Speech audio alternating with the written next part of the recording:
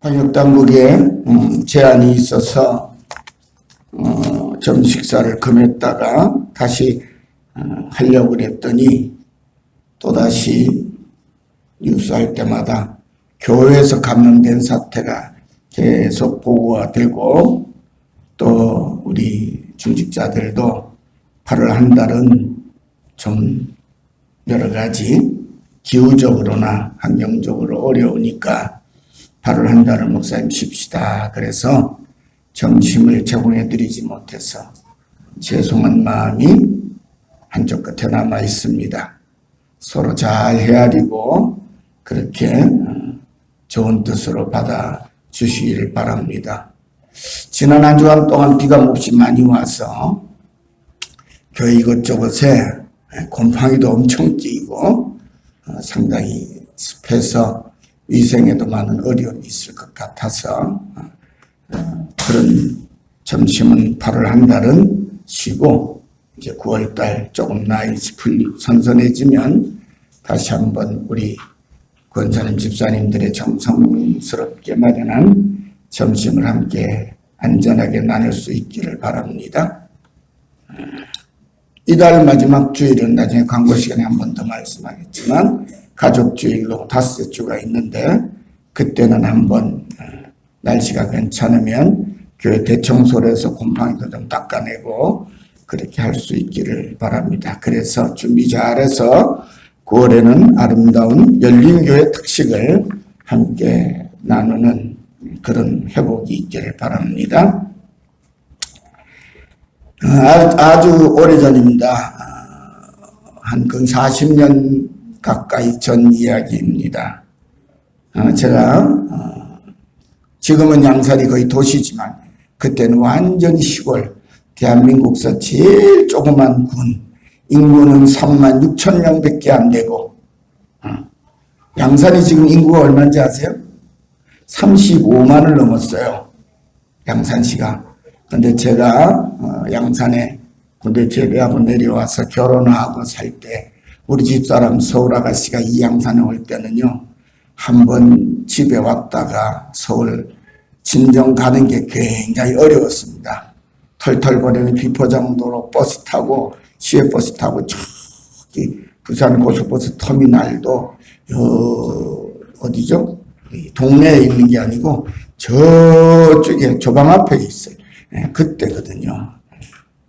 거기까지 가서 버스를 타든지 고속버스 타든지 그 시민행활이라는 곳이 거기 근처에 있었죠. 그래서 서울 가든지 뭐 기차를 타고 가든지 어려운 그런 때입니다. 그런데 저는 그때 차를 하나 가지고 있었어요. 그 옛날에 아무도 안 놀래요. 그때 차 가지고 계셨던 분 손 들어봐요. 1980년대 초반에 차 가지고 계셨던 분, 저밖에 없어요. 차를 가지고, 왜요? 그게 제 일이니까요. 기사를 한 게 아니고 농장을 관리하고 농장을 만들어요. 여기저기 곳곳을 다녀야 되니까 차가 필요해서 차를 타고 다니게 됐는데, 하루는 5일장에 자신이 손수 뿌리고 가꾼 채소들을 조금씩 모아가지고 이만한 보따리 하나 만들어 등에 턱 쥐고 장에 팔러 가시는 할머니를 한번 태우게 됐습니다. 아주 작고 오래 농사일에 힘들어서 등이 굽어있는 그 할머니의 등에 제법 큰 보따리, 자기 등보다 더 큰 채소 보따리를 쥐고 차에 오르신 할머니가 저를 보고, 연신 아들 같은 저를 보고 아이고 고마워요, 아이고 고마워요 하면서 등에 짐을 지고 계시는데 짐을 안 내려놓으시는 거예요. 그래서 제가 할머니 장에 도착하면 제가 짐을 다 들어서, 저는 이제는 한 번 지기가 힘든데 또 내렸다가 지려면 힘드실 것, 그 생각에서 안 내려놓으시는 줄 알고, 제가 장에 도착하면 제가 짐 딱 상토까지 놔드릴 테니까 짐 보따리 바닥에 내려놓고 장에 가는 때까지 좀 편하게 가세요. 그렇게 권했습니다.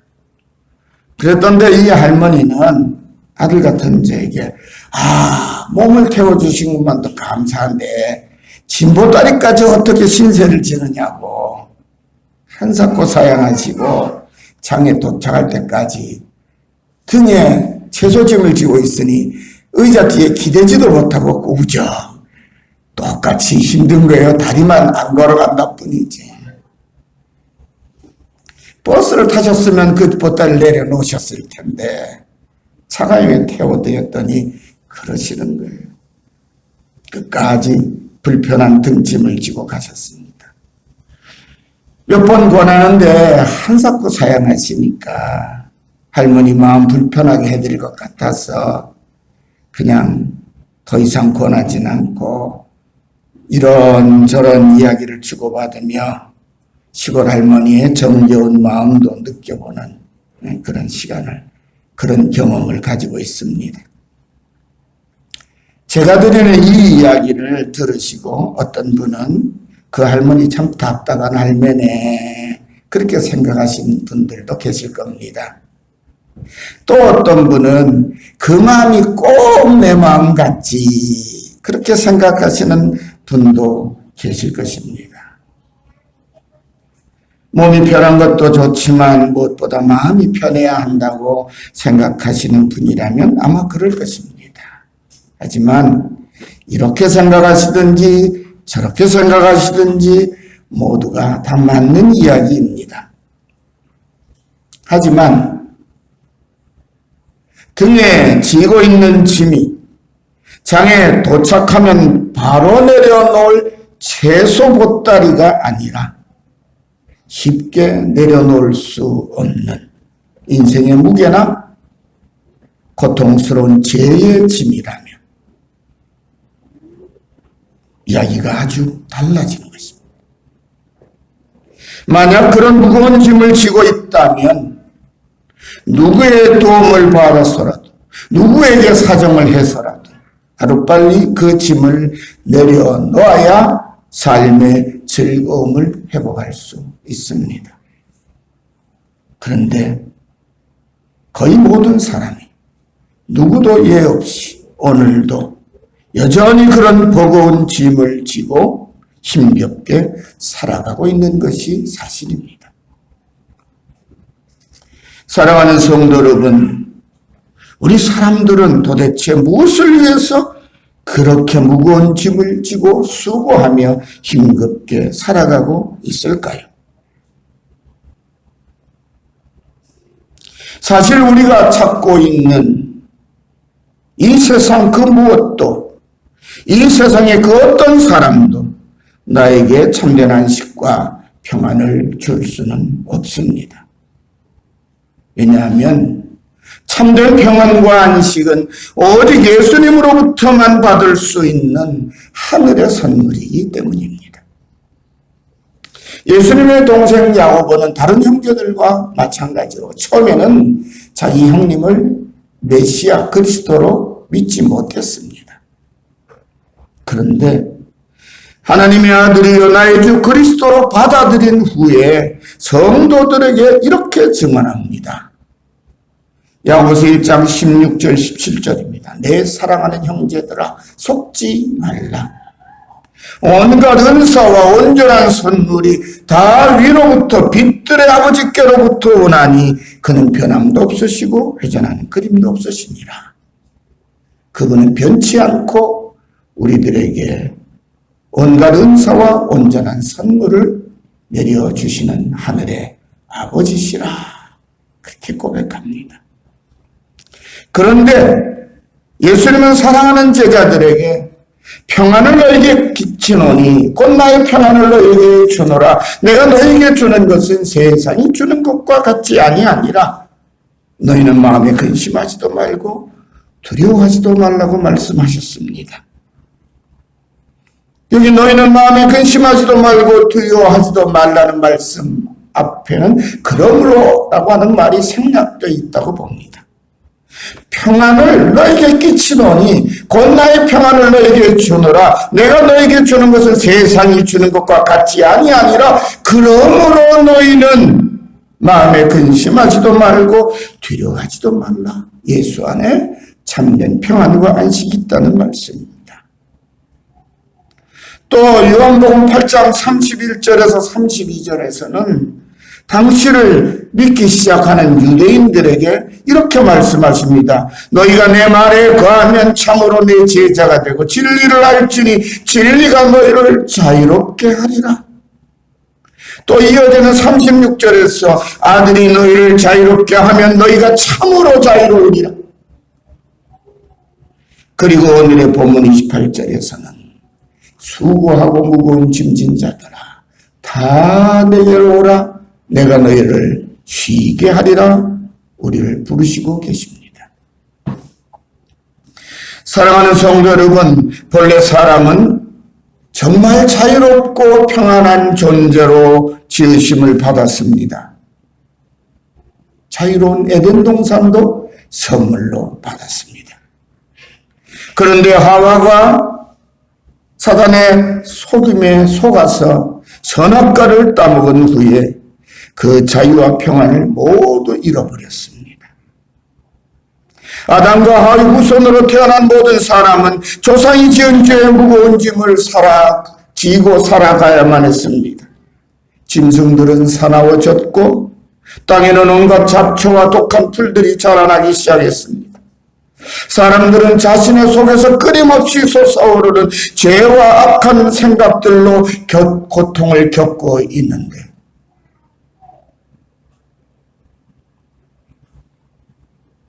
자신의 삶의 터전인 자연과도 싸워야만 했습니다. 그래서 에덴 동산에서 쫓겨난 이후로 인류는 하루도 마음 편히 살 수 없게 되었습니다. 누구도 예외가 없었습니다. 인류의 역사는 죄와의 전투인 동시에 자연과의 전쟁으로 이어져 왔습니다. 그 중에서도 가장 힘든 싸움이 바로 자신의 속에서 끊임없이 솟아오르는 죄악을 떨쳐내고 자신의 등 뒤에 올라타서 자신을 짓누르는 죄짐을 벗어버리는 일입니다. 하지만 세상 그 누구도 그 강력한 죄성과 죄짐을 떨쳐버릴 수 있는 힘을 가진 사람은 없습니다. 이처럼 지치고 무기력한 인생들에게 예수님은 모두 내게로 오라고 부르시고 내가 너희를 쉬게 하리라고 말씀하셨습니다. 주님께서 우리 죄인들을 부르시는 이유는 우리에게 참된 자유와 안식과 평안을 주시기 위해서입니다. 예수님은 다 내게로 오라고 부르셨습니다. 예수님은 당신께서 우리의 무거운 짐을 벗겨주시고 쉬게 해주시겠다고 말씀하셨습니다. 예수님은 자신을 걸고 내가 너희를 쉬게 하리라고 말씀하셨습니다. 예수님은 그 약속을 이루시기 위해 당신의 몸을 십자가에 내어주셨습니다. 우리의 모든 허물과 죄를 당신이 흘리신 보배로운 피로 깨끗이 씻어주셨습니다. 그리고 3일 만에 부활하셨습니다. 그렇게 하심으로써 우리의 자유와 구원과 영생을 보장하셨습니다. 그러므로 다 내게로 오라는 말씀을 듣고 예수님께 나오면 누구든지 예수님이 이루어 놓으신 참된 자유와 영원한 안식을 얻습니다. 그러므로 사랑하는 성도 여러분, 조금도 망설이거나 주저하지 마시고 부르시는 그 말씀에 순종하여 주 앞에 나오시기를, 더 가까이 나오시기를, 그분의 품에 안길 만큼 가까이 깊이 나오시기를 간절히 축원합니다. 예수님은 당신의 말씀을 듣고 나오는 사람들이 반드시 무엇보다 먼저 해야 할 일이 있다고 말씀하십니다.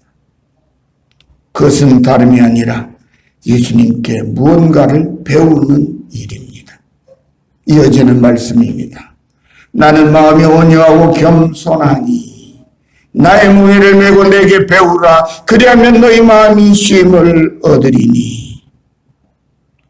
예수님은 내게 배우라고 말씀하시기 전에 나는 마음이 온유하고 겸손하다고 말씀하셨습니다.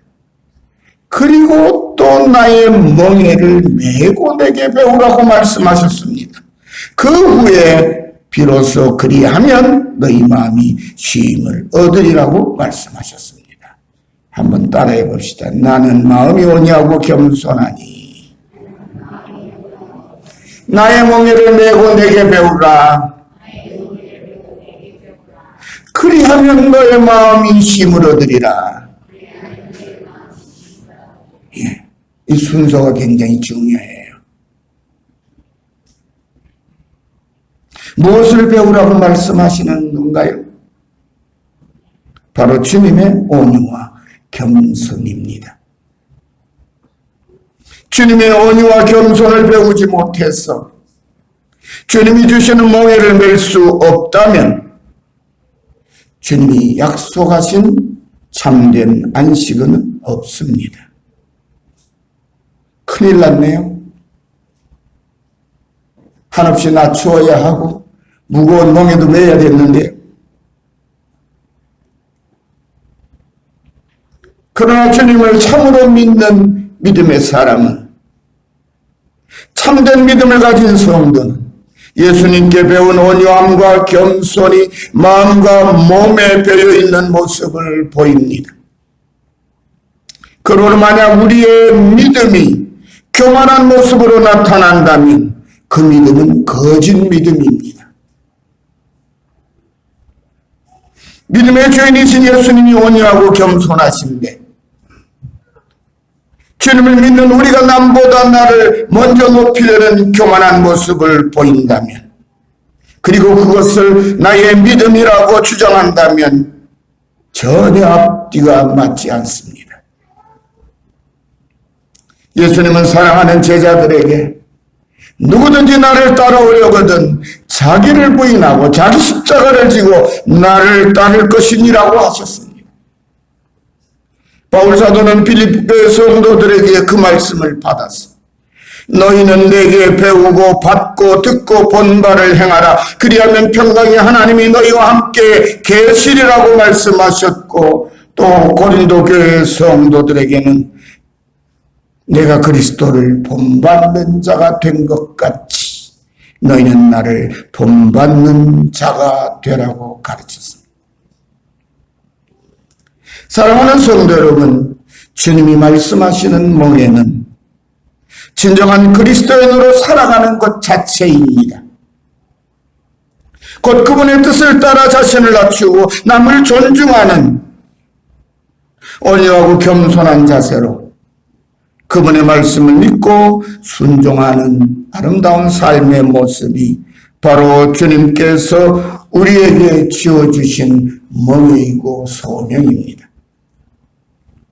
여러분이 진심으로 예수님의 약속하신 이 땅에서의 참된 자유와 영원한 천국의 안식을 원하신다면 무엇보다도 먼저 예수님의 온유하심과 겸손을 바르게 배워서 예수님의 마음을 품은 진정한 그리스도인으로 살아가시기를 간절히 축원합니다.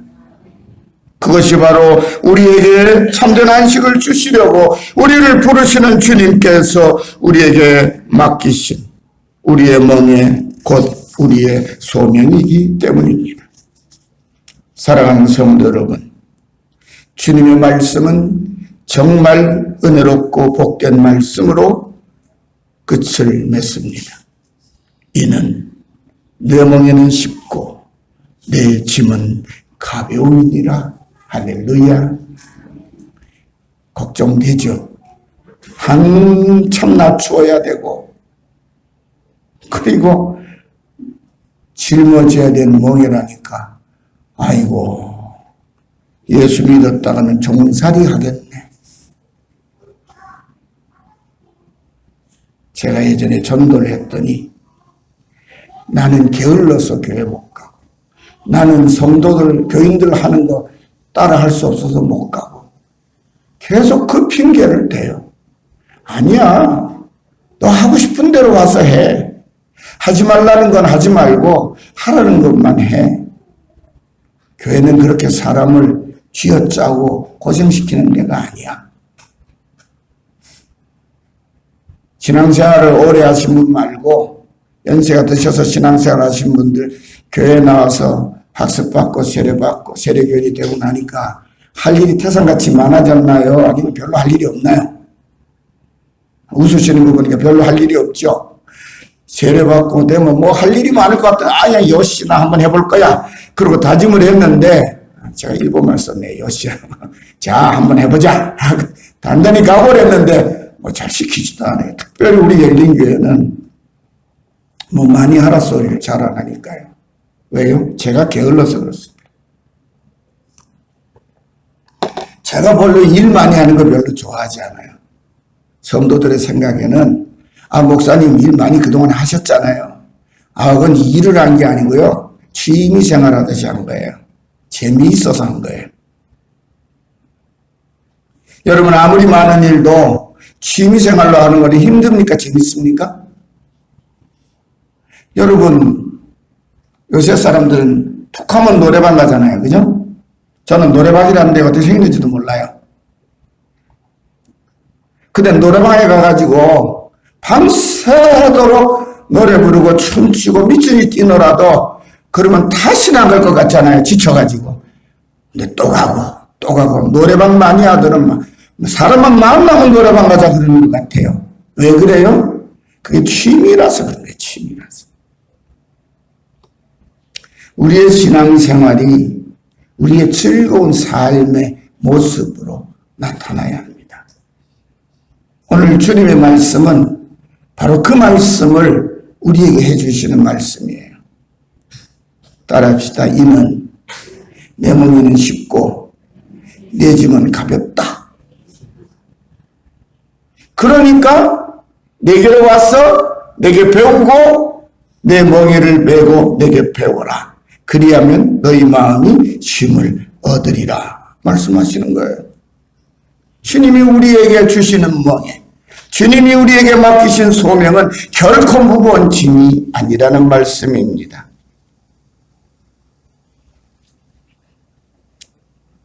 성도 여러분, 바로 이 말씀 그대로 받아들이면 몸도 마음도 편할 텐데, 우리들이 쉽게 범하는 잘못은 이 말씀에 받아가지고 자기 속에서 다시 한번 복잡하게 만든다는 사실입니다. 그래서 소위 소명을 받았다고 하는 분들은 신앙생활하는 게 너무 바쁩니다. 분주해요. 목사님들 가운데도 진짜 바쁘신 분들 많아요. 저는 그런 거는 그 어떤 명예와 그 어떤 풍요로움을 준다 하더라도 저는 못할 것 같아요. 저는 제일 싫은 게 뭐냐면 어떤 사람이 저를 보고 다그치는 거예요. 다그치는 거예요.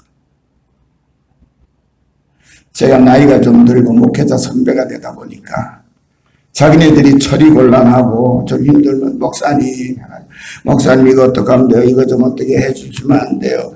그 보면 다 자기 마음이 급해서 그런 거예요. 안 해도 되는 건데도 다들. 그래서 그냥 내버려두라고. 내버려두면 다 저절로 된다. 자기 마음도 하나 못 다스리면서 다른 사람 다 자기 뜻대로 해주기를 바라는 거 기대도 품지 말라고. 자, 기다리면 철든 어른들이 알아서 다 자기 체면 치를 만큼 잘할 때 그러라고. 그러면 또 딴 사람 붙들고 딴 사람 붙들고 바쁜 분은 굉장히 바빠요. 어떤 분은 제가 그만하라고 그랬는데도 하루에 전화를 한 12번쯤 한 분이 있어요. 30분 있다가 1시간 있다고. 목사님 그래도 그냥 있으면 안 되는데. 그냥 있으라고 제발. 제가 하다가 이랬어요. 내가 아무리 말려도 당신이 안 될 것 같으니까 당신 마음대로 하라고. 그럼 목사님 책임입니까? 아니 당신 마음대로 한 걸 왜 나보고 책임지라고 그러냐. 나에게 묻지도 말고 책임도 지우지 말라고. 당신이 알아서. 당신이 어린애도 아니고 어른인데 스스로 알아야지. 제가 그랬어요. 오만데 간섭하고 다니고 잔소리하고 다니는 것을 하나님께 받은 소명인 줄 아는 분들도 간혹 있어요. 그런데 사실은 그런 분들이 교회 안에 여러 가지 복잡하고 시끄러운 일들을 만들어내기도 하지요. 자신은 주님으로부터 특별한 소명을 받았으므로 조금만 여유롭고 한가하면 왠지 불안해서 그 마음을 주체할 수 없어 여기저기 바쁘게 움직이고 다니는 분들도 적지 않습니다. 그러다가 다닐 곳 다 다녀서 다닐 곳이 없으면 어떡합니까?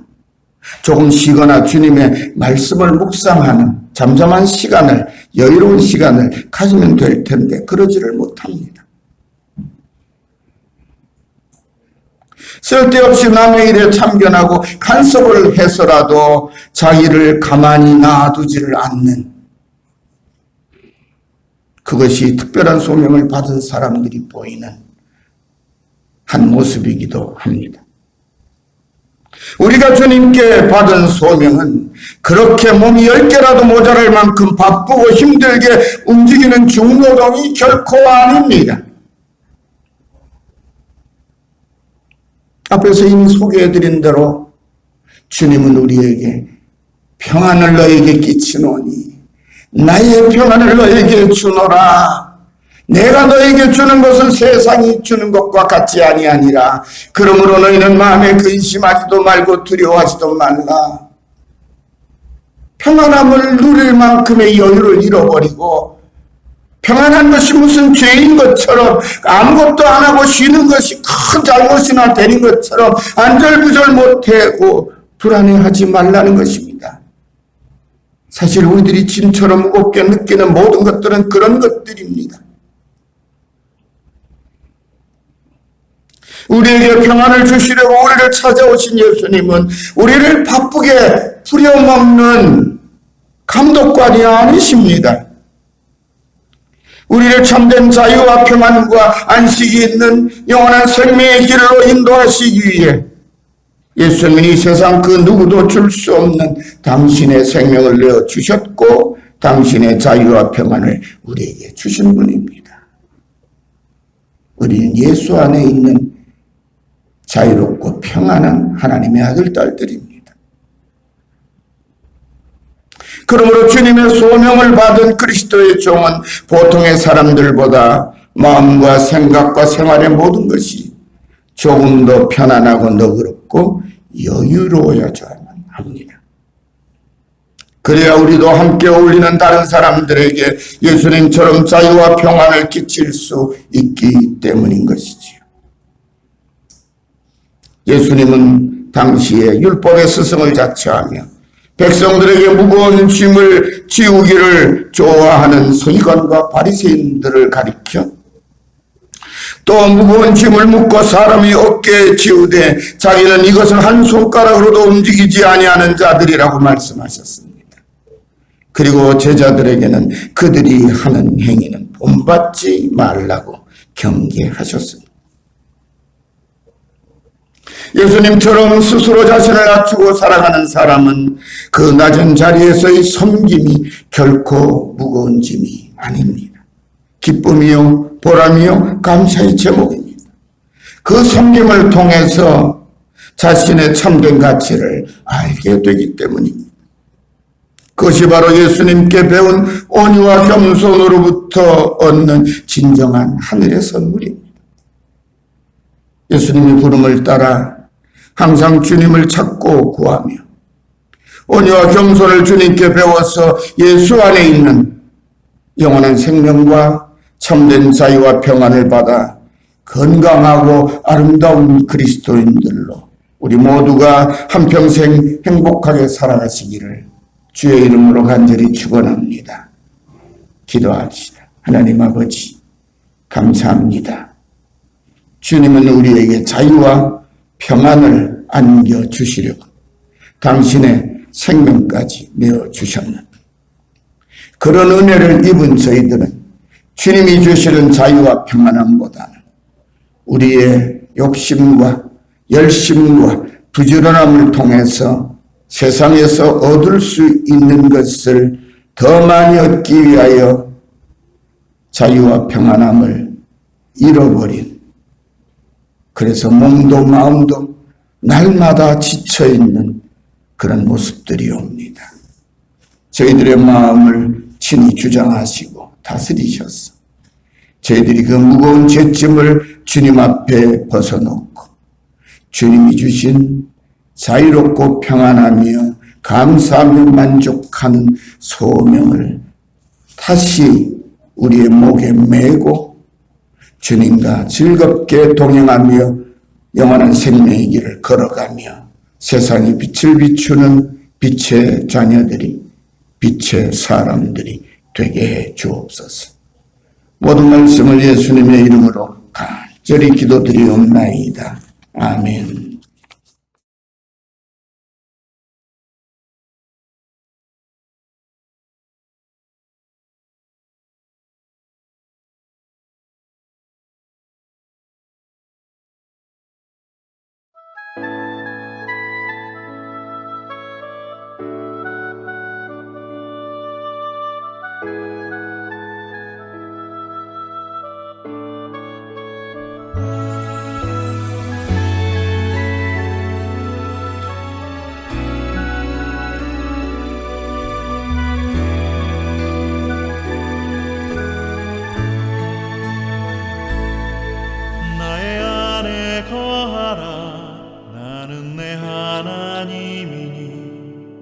모든 환난 가운데 너를 지키는 자라. 두려워하지 말라. 내가 널 도와주리니 놀라지 말라. 내 손 잡아주리라.